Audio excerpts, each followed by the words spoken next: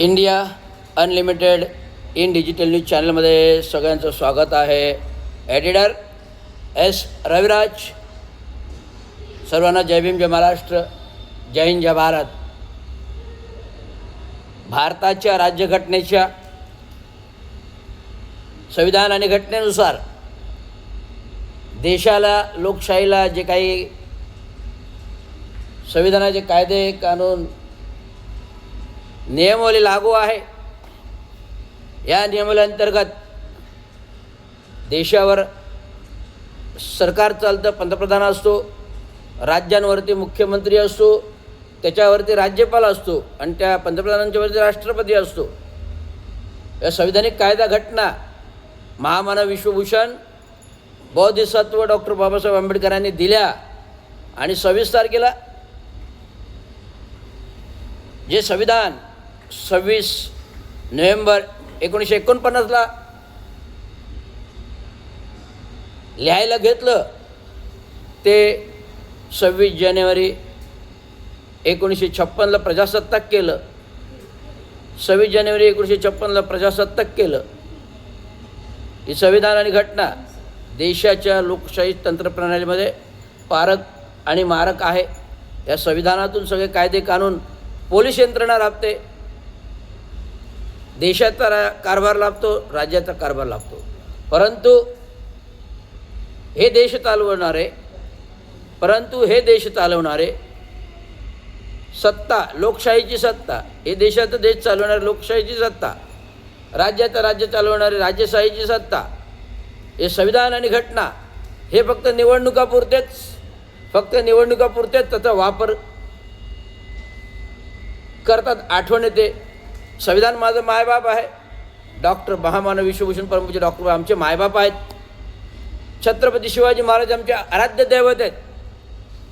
नतमस्तक होतात, मोठमोठाले होर्डिंग लावतात. परंतु या लोकशाही राज्यामध्ये कायदा, घटना पायदळी तुडवून भूखंड माफिया, खंडणी बहादर, अन्याय, अत्याचारी, बलात्कार हे असंख्य फोपावलेले आहेत. देशाच्या इतिहासामध्ये जो छत्रपती शिवाजी महाराजांचा काळ होता महाराष्ट्रावरती, या छत्रपती शिवाजी महाराजांवर शिक्षा होत्या. जर कोणाच्या बाईला छेडलं तर डोळ्याने छेडलं, डोळे फोडले जायचे. हाताने छेडलं, हात छाटले जायचे. पायाने छेडलं, पाय छाटले जायचे. आणि कोणी गद्दारी केली तर हत्तीच्या पायाखाली दिलं जायचं. आणि कोणी चालून आला तर त्याला कडेलोट करायला जायचा, कैद करून. अशा प्रकारच्या शिक्षा होत्या. आज पुन्हा त्या छत्रपती शिवाजी महाराजांचा का हवा, शिक्षा हवी. आज पुन्हा छत्रपती शिवाजी महाराजांचा काय यावा आणि थेट शिक्षा व्हावी, कडेलोट व्हावा. आज संपूर्ण मध्ये असंतोष आहे की कायदा सुव्यवस्था रक्षण असूनही पोलीस कायद्याचे भक्षक होतात. पोलीस कायद्याचे रक्षक असायला तर पोलीस कायद्याचे भक्षक होतात. आज ज्या मंत्र्यांचे खाजगी सचिव असतील, सरकारी सचिव असतील, हे माजुरडे झालेले आहेत. त्यांना माज आलेला आहे. तर गरिबांना कसं दम देता, गरिबांना कसं दम द्यायचं, गरिबांना कसं ठोकायची भूमिका, मारायची भूमिका, दहशत बसवायची. तर या अंतर्गत मी तुम्हाला लाईव्हवर बोलतो आहे. देशाचा कायदा, संविधान, घटना कुठे घेऊन चाललेली आहे आणि हे सर्व मंत्रिसंत्र्यांचे हस्तक, हे सगळे मंत्रिसंत्र्यांचे हस्तक जे कोणी असतील त्यांच्यावर नियंत्रण आले पाहिजे, पायबंद आला पाहिजे. आज सरकारमध्ये नोकरी करताना, चाकरी करताना कायद्याची नियमावली आहे. सरकारमध्ये नोकरी करताना, चाकरी करताना कायद्याची नियमावली आहे. महाराष्ट्र शासन कायदा आहे, केंद्रीय शासन कायदा आहे, शासन नियमावली आहेत. सर्व नियमावली सर्वांना लागू आहेत. आत्ताच मुख्यमंत्री महोदयांनी शासकीय अधिकाऱ्यांना GR काढलेला आहे. मुख्यमंत्री महोदयांनी शासकीय अधिकाऱ्यांना GR काढलेला की आपल्या महाराष्ट्र शासन नियमावलीनुसार सर्व सरकारी अधिकाऱ्यांनी आपल्या प्रोटोकॉल पद्धतीने राहिलं पाहिजे. येणाऱ्या आमदार खासदारांना योग्य तो मान सन्मान दिला पाहिजे. जर कोणी आमदार खासदार मंत्री आले कार्यालयात तर त्यांच्यासाठी उठून उभे राहून त्यांना आदरपूर्वक बसायला आसन दिलं पाहिजे. अशा प्रकारचा GR आहे. आत्ताच 2 दिवसापूर्वी काढला आणि त्याच्या आधी पण GR आले की प्रोटोकॉल पद्धतीने सरकारी अधिकाऱ्यांनी काम करायला पाहिजे.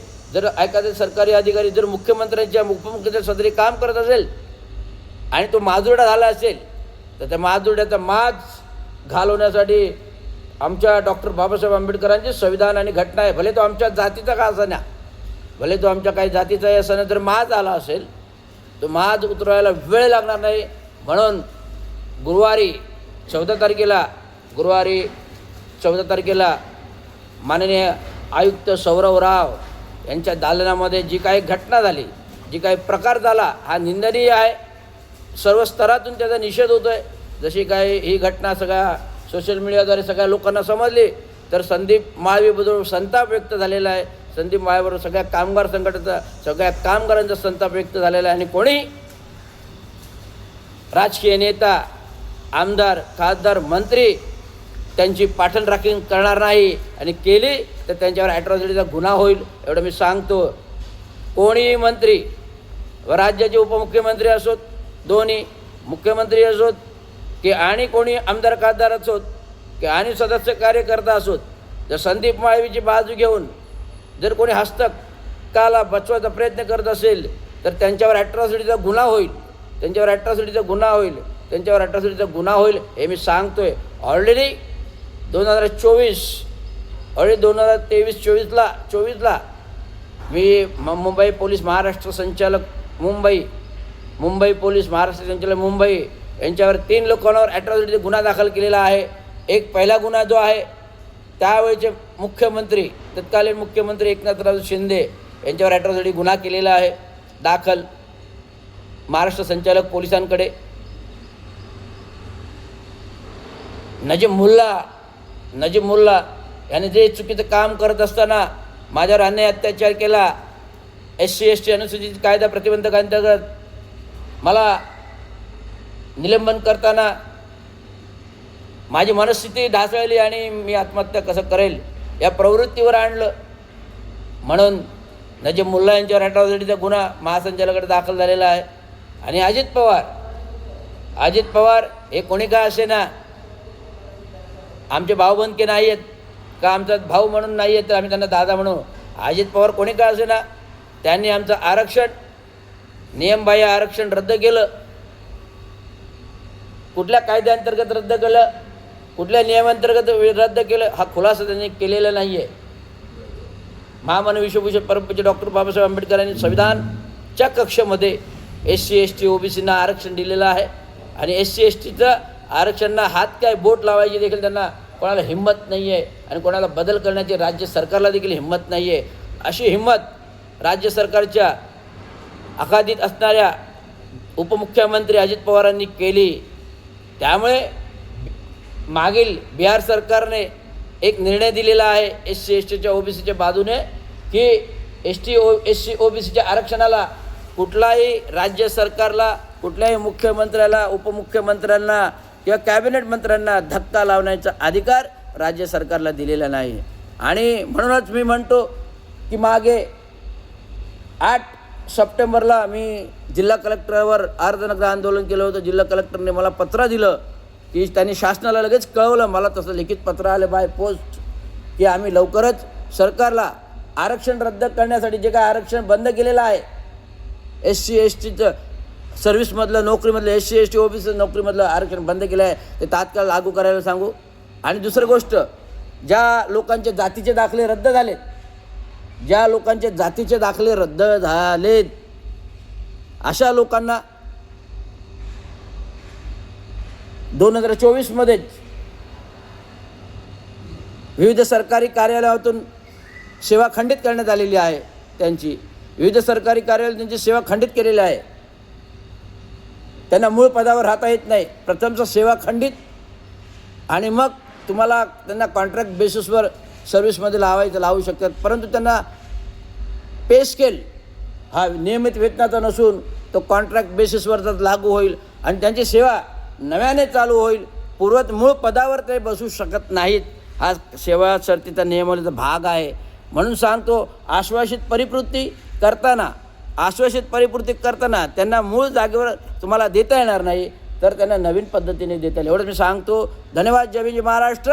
आणि संदीप माळवीला निलंबन झालं पाहिजे. संदीप माळवीचं निलंबन झालं पाहिजे. संदीप माळवीचं निलंबन झालं पाहिजे. आज आयुक्तांशी भेट होईल. आयुक्तांची प्राथमिक बोलणी होईल. भेट झाली. जर आयुक्तांनी हेराफेरी केली संदीप माळवींच्या बाबतीत कारवाई करण्याबाबत, कोणी काय असे ना, एकनाथ शिंदेजी उपमुख्यमंत्री असोत, पण कोणत्याही हस्तकाला पाठीशी घालायचं नाही आहे, हे मी आयुक्तांना ठणकावून सांगतो. नाही केलं तसं तर ठाणे महानगरपालिका लॉकअपमध्ये बंद केली जाईल. हा रवींद्र शिंदेचा इशारा आहे. आणि संदीप माळवी हा निलंबित झाला पाहिजे. अतिरिक्त आयुक्त माजुर्डे अधिकारी आहेत, जे अधिकारी माजुर्डे आहेत, त्यांना घरी बसवलंच पाहिजे, तरच शिस्त लागेल, नियम लागेल. शिवाय नियम लागेल. एवढं मी सांगतो. धन्यवाद. जय हिंद, जय महाराष्ट्र. जय हिंद, जय भारत.